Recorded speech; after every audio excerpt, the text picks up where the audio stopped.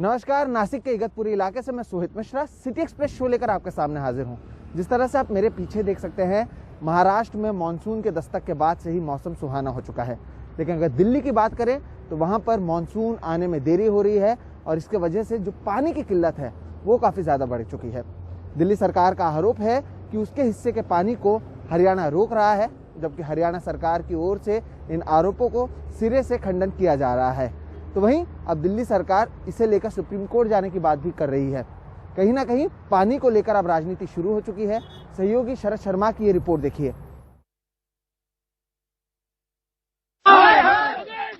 तेज गुप्ता के घर के बाहर आम आदमी पार्टी यूथ विंग के कार्यकर्ता कुछ इस तरह उनका पानी का कनेक्शन काटने पहुंचे, लेकिन दिल्ली पुलिस ने हिरासत में ले लिया। दिल्ली में इन दिनों भीषण गर्मी पड़ रही है। मानसून के बादल तरसा रहे हैं, कभी दिखते तो हैं लेकिन बरसते नहीं। ऐसे में पानी के संकट ने दिल्ली वालों की मुश्किलें और बढ़ा दी हैं।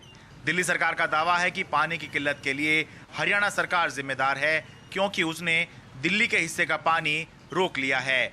दिल्ली जल बोर्ड के उपाध्यक्ष राघव चड्ढा के मुताबिक यमुना का जल स्तर अपने सबसे निचले स्तर पर पहुंच गया है, क्योंकि हरियाणा ने उसके हिस्से का पानी रोक लिया है, जिसके चलते चंद्रावल वाटर ट्रीटमेंट प्लांट अपनी क्षमता से 35 MGD नीचे, Wazirabad water treatment plant 55 MGD नीचे और ओखला वाटर ट्रीटमेंट प्लांट अपनी क्षमता से 8 MGD नीचे काम कर रहे हैं।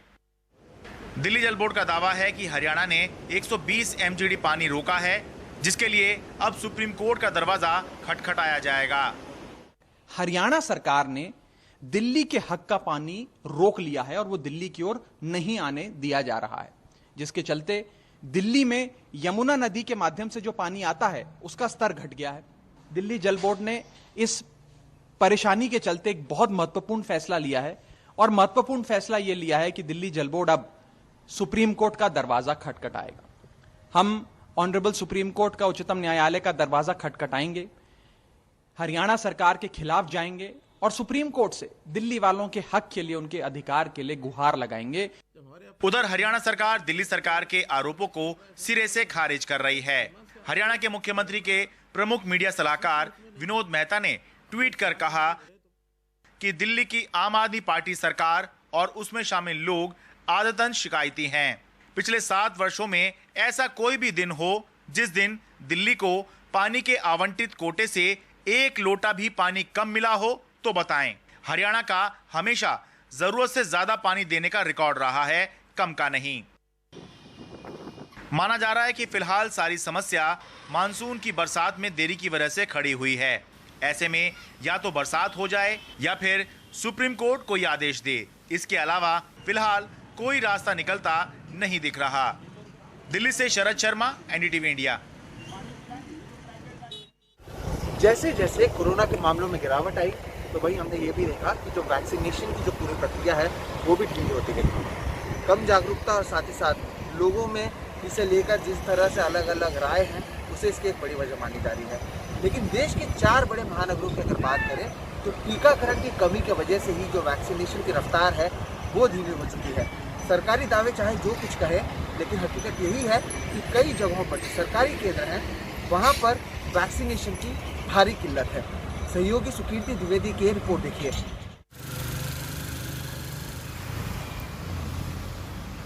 कोरोना के टीकों की सप्लाई में सुधार के दावों के बावजूद टीकों की किल्लत बनी हुई है। इस वजह से देश भर में कई जगह टीकाकरण केंद्र बंद पड़े हैं, जबकि तीसरी लहर की आशंका के बीच इस समय टीकाकरण चरम पर होना चाहिए था। 51 साल के RK मदान दिल्ली के उन हजारों लोगों में से हैं जिन्हें सरकारी टीकाकरण केंद्रों से निराश लौटना पड़ रहा है। दिल्ली में जहां रोज औसतन 1.5 लाख टीके लग रहे थे, वहीं शनिवार को सिर्फ 79,000 टीके लगे। रविवार को तो कई और टीकाकरण केंद्र बंद मिले जो शनिवार को खुले हुए थे। मुझे 1 हफ्ता हो गया, मैं लगातार ट्राई कर रहा हूँ। यहाँ पर जब भी आते कहते आज नहीं है, कल आना जी, परसों आना जी। पिछली बार जब फर्स्ट डे आया था तब कह रहे थे आप बेटर यही है कि 10-15 दिन के बाद आकर पता करो। मैंने कहा हमारी तो जो ड्यू डेट है उसके बाद हमें पता नहीं ना कि कब तक वैलिड है या नहीं है। सरकार से तो हम यही कहना चाहेंगे कि जैसा वो क्लेम करते हैं उस प्रकार से आगे की परफॉर्मेंस नहीं है। उधर महाराष्ट्र टीकाकरण में सबसे आगे रहा है। वहां अब तक 3,63,00,000 लोगों को टीका लग चुका है, लेकिन यहां भी टीकों की सप्लाई नियमित नहीं है। मुंबई में तो शुक्रवार से सरकारी टीकाकरण केंद्र बंद हैं। जुलाई में तीसरी बार ऐसा हुआ है। बीएमसी का दावा है कि सोमवार से सरकारी केंद्रों में टीका लगना शुरू हो जाएगा। कोलकाता में हर रोज 60,000 लोगों को टीके लग रहे हैं, लेकिन टीकों की कमी से यहां भी रविवार को सरकारी केंद्र बंद करने पड़े और सोमवार को भी बंद रहेंगे। शुक्रवार और शनिवार को उन्हीं को टीके लगे जिनकी दूसरी डोज बाकी थी। चेन्नई में पिछले कुछ दिनों से टीकाकरण रुका हुआ था, जो रविवार से शुरू हो गया। शनिवार रात तमिलनाडु को 5 लाख कोविशील्ड के टीकों की सप्लाई मिली, लेकिन ये भी बस कुछ ही दिन चलेगी। तमिलनाडु में अभी तक सिर्फ 4% लोगों को ही टीकों की दोनों डोज लग पाई हैं। कोरोना टीकों की सप्लाई में कमी की खबरों पर केंद्र सरकार ने इसी हफ्ते एक स्पष्टीकरण जारी किया है। सरकार ने कहा कि सभी राज्यों को काफी पहले ही जुलाई में उपलब्ध होने वाले टीकों की संख्या से जुड़ी जानकारियां दे दी गई हैं और उसी के हिसाब से टीकाकरण के लिए कहा गया है। अगर इस देश की 60% आबादी को भी इस साल के अंत तक दोनों डोजेस दी जानी है तो सरकार को प्रतिदिन 88 लाख लोगों का टीकाकरण करना होगा, पर फिलहाल सिर्फ 34 लाख का टीकाकरण हो रहा है और इस फासले का मुख्य कारण है वैक्सीन की कमी। ब्यूरो रिपोर्ट एनडीटीवी इंडिया के लिए। दिल्ली के बाड़ा हिंदुराव में 2 राहगीरों की हत्या के मामले में दिल्ली पुलिस ने 3 आरोपियों को गिरफ्तार किया है। ये पूरा मामला प्रॉपर्टी विवाद का है। जो मुख्य आरोपी है वो अब भी फरार है। जो जानकारी मिली है उसके अनुसार ये लोग जिसे मारने आए थे वो बच गया और 2 राहगीरों की मौत हो गई। सहयोगी मुकेश सिंह सेंगर की ये रिपोर्ट देखिए। मेहताब, हिमांशु और राहुल को पुलिस ने 2 लोगों की हत्या के आरोप में गिरफ्तार किया है। आरोप है कि 9 जुलाई की शाम इन लोगों ने इस कदर ताबड़तोड़ फायरिंग की कि इसमें 2 राहगीरों की मौत हो गई। पुलिस के मुताबिक ये लोग नईम नाम के शख्स को मारने आए थे, लेकिन नईम और उसका भांजा मुनीब फायरिंग में बाल बाल बच गए। जो विक्टिम थे जिनको टारगेट किया गया था, एक का नाम नईम है और एक का नाम मुनीब है, वो लोकल वहीं के रहने वाले हैं। उनको टारगेट करने के लिए कुछ लोग वहाँ इकट्ठे हुए थे और उन्होंने फायरिंग की थी झगड़े के बाद। उस फायरिंग में ये विक्टिम जो मेन टारगेट ग्रुप था वो बच गए, लेकिन 2 पासर वहाँ पर थे, उनको गोली लगी थी और उनकी स्पॉट पर डेथ हो गई थी। पुलिस के मुताबिक नईम पेशे से प्रॉपर्टी डीलिंग करता है। एक प्रॉपर्टी को लेकर उसका दानिश नाम के शख्स से विवाद चल रहा था। इस प्रॉपर्टी पर नईम ने कोर्ट से स्टे ले लिया था। इसी बात को लेकर पेशे से बिल्डर दानिश की नईम से रंजिश हो गई और उसने नईम की हत्या की साजिश रच डाली। जिन्होंने कंस्पायर किया था, जिसमें मेहताब एक आदमी है और साथ में कुछ लोग और हैं, वो लोकल बिल्डर्स है। उनके कंस्ट्रक्शन के बिजनेस में मुनीब ने दखल दिया था और कोर्ट के थ्रू उसकी कंस्ट्रक्शन एक्टिविटी पे रोक लगी थी और डिमोलिशन भी करवाया था, जिसके कारण दोनों में आपस में मनमुटाव था और इस पर कंप्रोमाइज़ भी नहीं हुआ था। इस कारण से इन लोगों ने प्लान किया था मुनीब और नईम को टारगेट करके इनको खत्म करने के लिए। इस घटना में नईम और उसके साथ कार में मौजूद उसका भांजा तो बच गया, लेकिन 2 बेकसूर राहगीर मारे गए। पुलिस अब इस मामले में मुख्य आरोपी दानिश और उसके अन्य साथियों की तलाश कर रही है। नई दिल्ली से अपने सहयोगी हरिकिशन शर्मा के साथ मैं मुकेश सिंह, एनडीटीवी इंडिया। दिल्ली के फतेहपुर बेरी इलाके में एक दिल दहलाने वाली घटना सामने आई है। पति से झगड़ा के कारण एक महिला ने अपने 11 महीने के बच्चे को बेरहमी से मार डाला। 9 जुलाई को 26 साल की इस मां ने अपने दूध पीते बच्चे को गले में दुपट्टा लपेटकर उसका दम घोंट दिया। हत्या के वक्त बच्चे को बुखार था और उसके पिता ने उसे अस्पताल ले जाने से मना कर दिया था। इसी बात पर बच्चे के माता पिता में जमकर झगड़ा हुआ और बच्चे की मां ने अपने बच्चे की हत्या कर दी। पुलिस ने सीसीटीवी के फुटेज और आसपास के लोगों से पूछताछ के आधार पर बच्चे की मां को गिरफ्तार कर लिया है। ये दिल दहला देने वाली घटना दक्षिणी दिल्ली के डेरा गांव की है। सॉफ्टवेयर इंजीनियरिंग और MBA की डिग्री करने के बाद अगर कोई अपराध करने लगे तो ये काफ़ी हैरान करने वाली बात होती है। लेकिन दिल्ली पुलिस ने एक ऐसे ही गिरोह को गिरफ्तार किया है जो टिंडर ऐप के जरिए लोगों को हनी ट्रैप में फंसाकर लाखों करोड़ों रुपए की वसूली करते थे, जिसका सरगना राजकिशोर सॉफ्टवेयर इंजीनियर है, जबकि इसी गिरोह की महिला सदस्य भी सॉफ्टवेयर इंजीनियर है और इस गिरोह का तीसरा सदस्य आर्यन दीक्षित MBA की डिग्री हासिल कर चुका है। क्राइम ब्रांच ने हरियाणा के गुरुग्राम से इन्हें गिरफ्तार किया है। ये तीनों दिल्ली के एक कारोबारी से उसकी अश्लील तस्वीरें सोशल मीडिया पर वायरल कर देने की धमकी देकर उसके बदले 1 करोड़ की रकम वसूलने के फिराक में थे। इनके पास से हैंडबैग में लगे 2 खुफिया कैमरे, पेनड्राइव, लैपटॉप और मोबाइल फोन बरामद किए गए हैं, जिसमें कई लोगों के अश्लील वीडियो और तस्वीरें हैं। ये लोग टिंडर ऐप के जरिए लोगों को फंसाकर उनकी आपत्तिजनक तस्वीरें और वीडियो तैयार कर लेते थे, जिसके बाद उन्हें ब्लैकमेल किया जाता था। एक व्यक्ति जिसका नाम राजकिशोर है, जो पहले सॉफ्टवेयर इंजीनियर का काम करता था।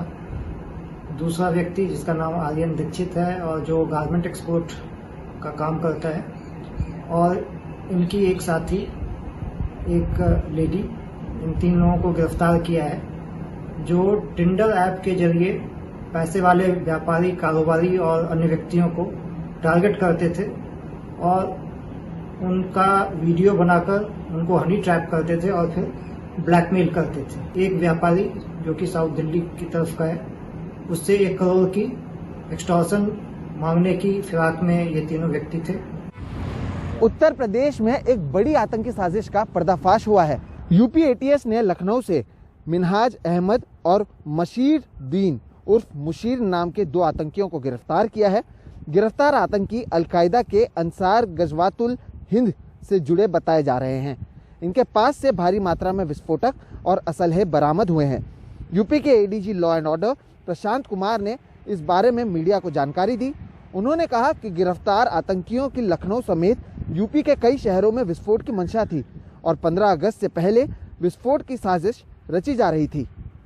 ATS की हमारी टीम ने अलकायदा समर्थित अंसार गजवातुल हिंद से जुड़े 2 आतंकियों को गिरफ्तार किया है। उनके पास से असलहे तथा विस्फोटक सामग्री बरामद हुई है। अलकायदा का उत्तर प्रदेश मॉड्यूल उमर हलमंडी नाम के व्यक्ति द्वारा चलाया जा रहा था और ये गतिविधियां पाकिस्तान अफगानिस्तान बॉर्डर क्षेत्र में पेशावर क्वेटा एरिया जो पाकिस्तान का है, वहाँ से आतंकवादी गतिविधि संचालित की जा रही है। उमर हलमंडी ने कुछ जिहादी प्रवृत्ति के व्यक्तियों को लखनऊ में चिन्हित कर एवं उन्हें नियुक्त कर अलकायदा का मॉड्यूल को खड़ा किया गया है। इस मॉड्यूल के जो प्रमुख सदस्य हैं, उनका नाम है मिनहाज, मसीरुद्दीन व शकील। इनके नाम प्रकाश में आए हैं।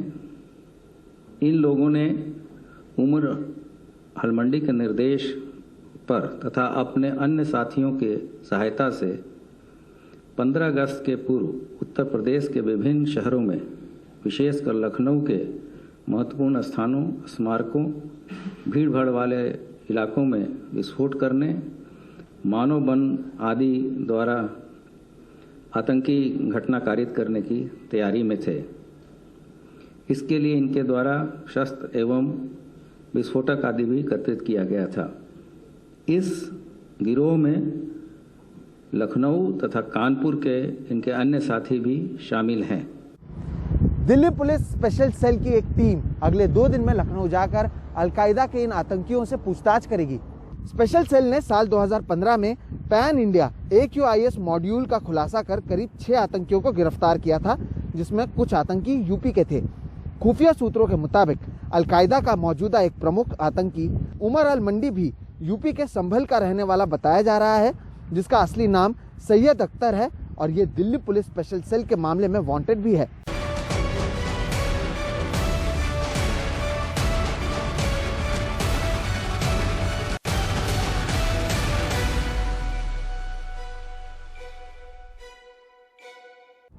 हिमाचल के कुफरी, कसौली, धर्मशाला में पर्यटकों का जमावड़ा लग चुका है।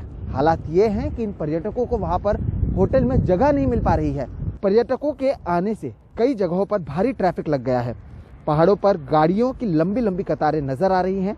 इसके साथ ही सैलानी ना तो मास्क लगा रहे हैं और ना ही सोशल डिस्टेंसिंग का पालन कर रहे हैं। उत्तराखंड में सैलानियों की जबरदस्त भीड़ दिखे जाने के बाद अब प्रशासन ने यह तय किया है कि बिना RT-PCR नेगेटिव रिपोर्ट के किसी को वहां पर एंट्री नहीं दी जाएगी। शनिवार को बिना नेगेटिव रिपोर्ट के आए बहुत से सैलानियों को उत्तराखंड यूपी बॉर्डर से वापस भेज दिया गया।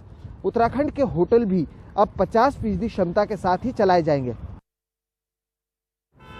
तो वहीं सिटी एक्सप्रेस में आज फिलहाल इतना ही। आप मुझे, मेरे वीडियो जर्नलिस्ट मनोज ठाकुर और हमारी पूरी टीम को दीजिए इजाजत।